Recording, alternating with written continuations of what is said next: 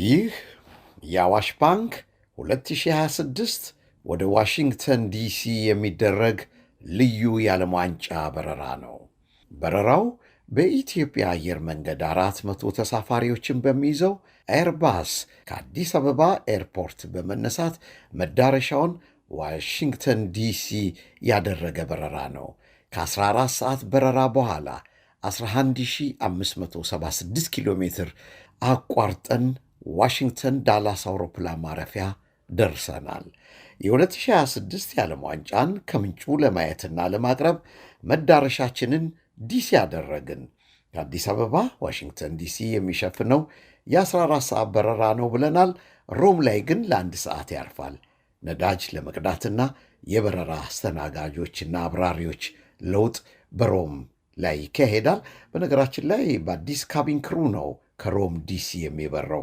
በአጠቃላይ ከአዲስ አበባ ዋሽንግተን ዲሲ ያለው ርቀት 7193 ማይል ወይም 11576 ኪሎ ሜትር ነው።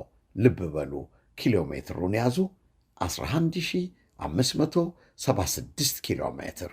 ከዲሲ በኋላ በየስቴቶቹ በሚገኙ ስታዲየሞች እየተዘዋወርን ለማቅረብ እቅዳችንን ነድፈን ይህንኑ ተከትለን ስራችንን አንድ ብለን ጀመርን። ከዲሲ በመጀመሪያ የተጓዝነው ኒውዮርክ ኒው ጀርሲ ወደሚገኘው የሜት ላይፍ ስታዲየም ነበር። ይህ ስታዲየም የዓለም ዋንጫ የፍጻሜ ጨዋታን ያስተናገደ ስታዲየም ነው።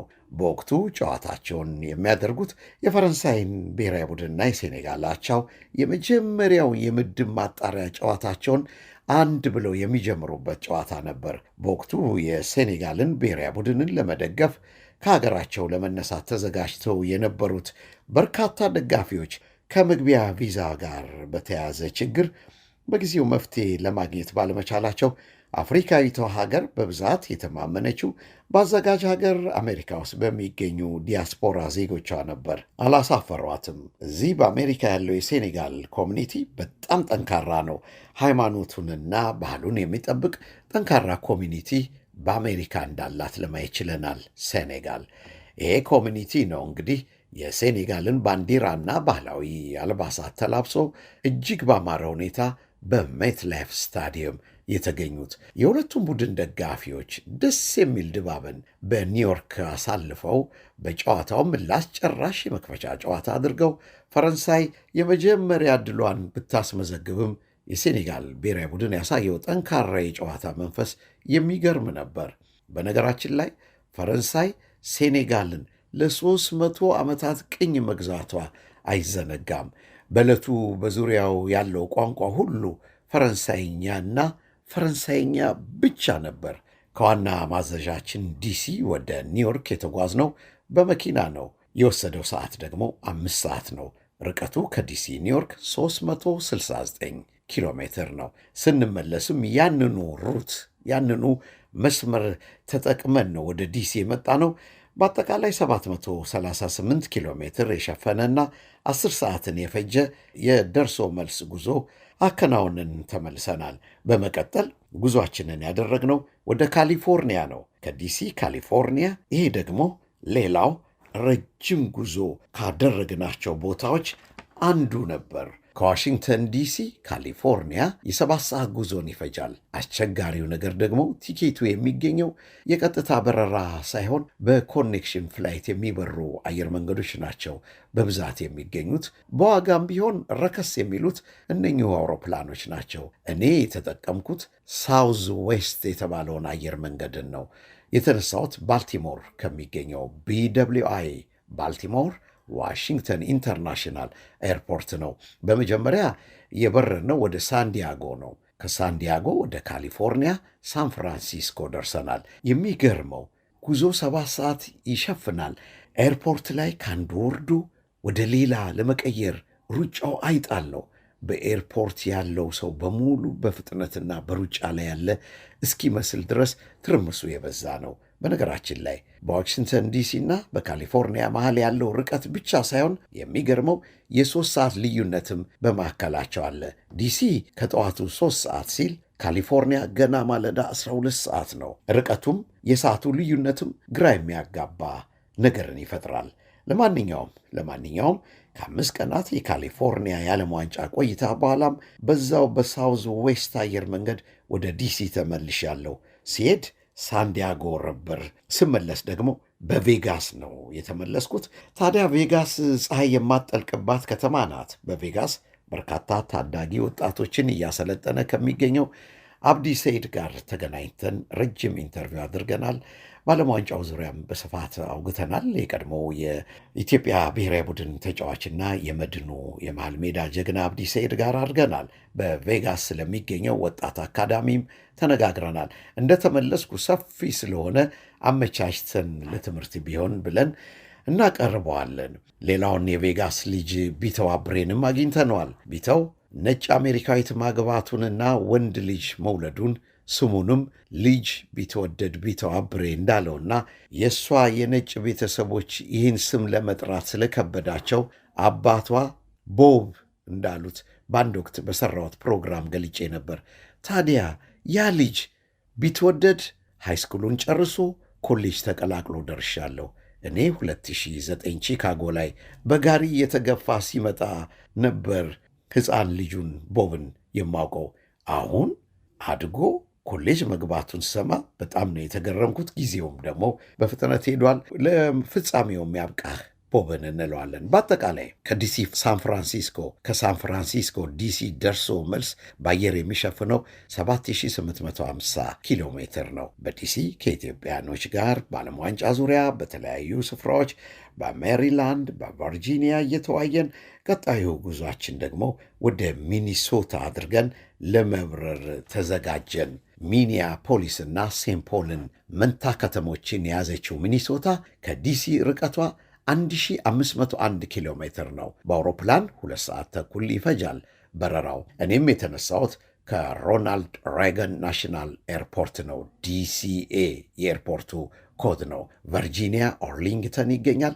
የተጠቀምኩት ለበረራው ዴልታ አየር መንገድን ነው። በመንታ የሚኒሶታ ከተሞች በሴንት ፖል እና ሚኒያፖሊስ ቆይታዬ ከዓለም ዋንጫው ጎን ለጎን የሰሜን አሜሪካ የኢትዮጵያኖችን የስፖርት ፌዴሬሽን ባዘጋጀው የአንድ ሳምንት ፕሮግራም ላይ በርካታ የቀድሞ የኢትዮጵያ ብሔራዊ ቡድን ተጫዋቾችን አግኝቻለሁ።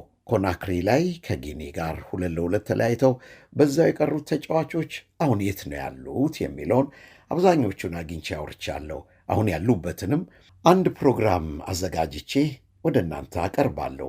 የአሁኑ የፊት ገጽታቸውስ ምን ይመስላል ብላችሁ በወቅቱ ታደንቋቸው ለነበሩ እንዲሁ አብረን የተነሳናቸውን ምስሎችንም አጋራለሁ። በፖሊሶች መተንፈስ አልቻልኩም እባካችሁ ተውኝ እያለ ተረግጦ የሞተውን ጥቁር የጆርጅ ፍሎይድን መታሰቢያ ጎብኝቻለሁ። ለሱ መታሰቢያ የቆመለት ሐውልትና የተሰየመለትን መንገድ ጎብኝቻለሁ። ልክ እሱ በፖሊሱ ተረግጦ የሞተበት ቦታ ላይ አሁን ከሐውልቱ ጎን አበባ የማስቀመጫ ቦታ አለ። እሱን ለማስታወስ የሚሄዱ ጎብኚዎች አበባ ያስቀምጣሉ። መግለጫ የሚሰጥም ሰው በቦታው ቆሞ በወቅቱ የነበረው ሁኔታ በስፋት ለሚጠይቁት ጥያቄዎች የሚያስረዳ ሰው ተመድቦ እያስጎበኘ ስለመሆኑ በስፍራው ተገኝቼ ጎብኝቻለሁ። ሌላው ከስፖርቱ ጎን ለጎን ከጎበኛቸው ውስጥ አስደንጋጩ የሚሲሲፒ ወንዝ ድልድይ በድንገት የተደረመሰበትን ቦታ አሁን በአዲስ መልክ ተሰርቶ ሕይወታቸው ላለፉት መታሰቢያ እንዲሆን በድልድዩ መግቢያና መውጫ ላይ ባለ 3 ጣት ሐውልት ቆሞላቸው አግኝቻለሁ። የሚሲሲፒን ወንዝ ካነሳን እኔም ለራሴ የገረመኝን ላውጋችሁ። አብዛኞቹ ትላልቅ ኦሽኖችን ውሃውን ታጥቤባቸዋለሁ። እንዳጋጣሚ ሆነው የአትላንቲክን ውሃ እየታገኘሁት ኒውዮርክና ቨርጂኒያ ቢች ላይ፣ የፓሲፊክን ውሃ ሎስ አንጀለስ፣ ሳንሆዜ እንዲሁም ሲያትል ባለፈው ዓመት ላይ አግኝቸዋለሁ። የሚሲሲፒን ባህር ደግሞ ሚኒሶታ ላይ ያገኘሁት። የሜዲትራኒያን ውሃ ቱርክ ኢስታንቡል ላይና እስራኤል ቴልአቪቭ ላይ፣ የህንድ ውቅያኖስን ከኢትዮጵያ ሴቶች ብሔራዊ ቡድን ጋር ወደ ታንዛኒያ ባመራውበት ሰዓት በባህር ዳርቻው ላይ የማረፍ ዕድሉን አግኝቻለሁ። በነገራችን ላይ ታንዛኒያ ምስራቃዊ ድንበሯ በሙሉ በህንድ ውቅያኖስ የተዋሰነች ረጅም የባህር ዳርቻ ያላት ሀገር ናት። ወደ ዛንዚባር የሚካሄደው በጀልባ ነው። በዚሁ ውቅያኖስ ላይ ነው። የዓለማችንን 70% ምድሪቷን የሚሸፍኑትን በእነኚህ ወንዞች ውሃ እግሬን ታጥቤያለሁ። እግርህ እርጥብ ይሆን አላችሁኝ? አመሰግናለሁ። ታዲያ ወደ ውሃው የገባሁት የሚሲሲፒ ድልድይ ተሰብሮ በርካታ ሰዎችን ሕይወት መቅጠፉን ለመግለጽ ነበር። ረሻወር ላይ የነበረ ስኩል ባስ ተማሪዎችን እንደጫነ ሊያቋርጥ የሚሲሲፒ ድልድይን ሲል ተሰብሮ በዛው በውሃው ተወስዷል። አንዲት ነፍሰ ጡር ሶማሊያዊት እናትም እንዲሁ ያደጋው ሰለባ ነበረች። ብዙ አሳዛኝ ነገሮች የተሰሙበት የ21ኛው ክፍለ ዘመን ስሪት ድልድይ እንዴት እንዲህ ሊሆን ቻለ ተብሎም ተነግሮ ነበር በወቅቱ።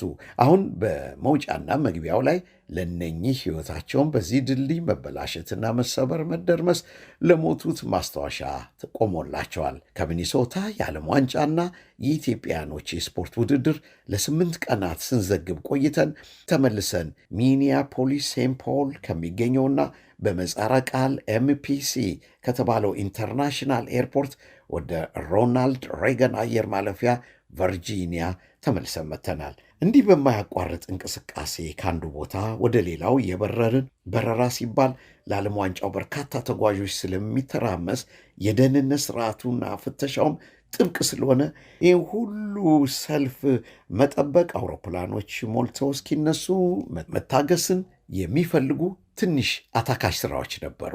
በዚህ ሁሉ መሃል ዓለም ዋንጫ ላለፉት 39 ቀናት ከመክፈቻው እስከ መጠናቀቂያው አብራችሁኝ ስለቆያችሁ ከልብ አመሰግናችኋለሁ። አይዞህ በርታ፣ ከጎንነን እየሰማን ነው ስላላችሁኝ ደስታዬ እጥፍ ድርብ ነው። ተወዳጁ ባንክ አዋሽ ባንክ የዚህ የዓለም ዋንጫ ጉዞ እንዲሳካ በከፍተኛ ደረጃ ስላገዘኝ ከልብ በአድማጮቼ ስም አመሰግናለሁ። በአሜሪካ በቆየሁባቸው ቦታዎች ሁሉ ያሉ ኢትዮጵያውያኖች የሰጣችሁኝ ፍቅር ወደር የለውም። በተለይ የዌስት ኮስት ልጆች ስማችን አታንሳ ስላላቸው ነው። መሴ እዚህ መጥቶ እንዴት አንድ ነገር ሳናረግ ብለው ተሰባስበው በፍጹም ሳላስበው ሳልገምተውም ሰርፕራይዝ ላደረጉኝና ለሰጡኝ ትልቅ ስጦታ፣ እጅግ ግዙፍ ስጦታ ከቃላትም በላይ ስለሆነ በደፈናው ከልብ አመሰግናለሁ ከማለት ውጪ ሌላ ምን እላለሁ? በአጠቃላይ 26890 ኪሎ ሜትር ነው የፈጀው በረራው ከሜሪላንድ፣ ቨርጂኒያ፣ ዲሲ፣ ኒውዮርክ፣ ሳን ፍራንሲስኮ፣ ሳን ሆዜ፣ ሳክራሜንቶ፣ ሚኒያፖሊስ፣ ሴንት ፖል። ዋው! በቃል ሲገልጹ ትንሽ የሚመስል ሌት ተቀን ቢጓዙት የማያልቅ ነበር። እንዲያው ምን አሉ ዓመቱ ሙሉ በከባድ ሥራ ውስጥ ሳሳልፍ የሚያዩ እንደው ያ ክረምት መጥቶ ሄደህ እርፍ ትላለህ ብለው ይመኙልኝ ነበር። እዚህም በማያቋርጥ ሩጫ ውስጥ የሚያገኙኝ ደግሞ በቃ አንደኛን አገር ስትገባ ታርፋለህ አሉኝ። እውነት ወያያ መሴ የሚያርፈው መቼ ነው ብዬ ራሴን ለራሴ ጠየቅኩ። ሌት ተቀን ተጓዝን። በመድኃኔዓለም ቸርነት የአዋሽ ባንክ የ2026 የዓለም ዋንጫ ልዩ በረራ ተጠናቀቀ። ፍሮም ኒውዮርክ፣ ፍሮም ዲሲ ዊዝ ላቭ። ቺርስ ለዓለም ዋንጫው፣ ቺርስ ስትከታተሉኝ ለነበራችሁ በሙሉ ቺርስ ለአዋሽ ባንክ፣ ቺርስ ለቀጣዩም 2030 በሰላም ያድርሰን ብለው ለተመኙ ሁሉ ቺርስ ብለናል።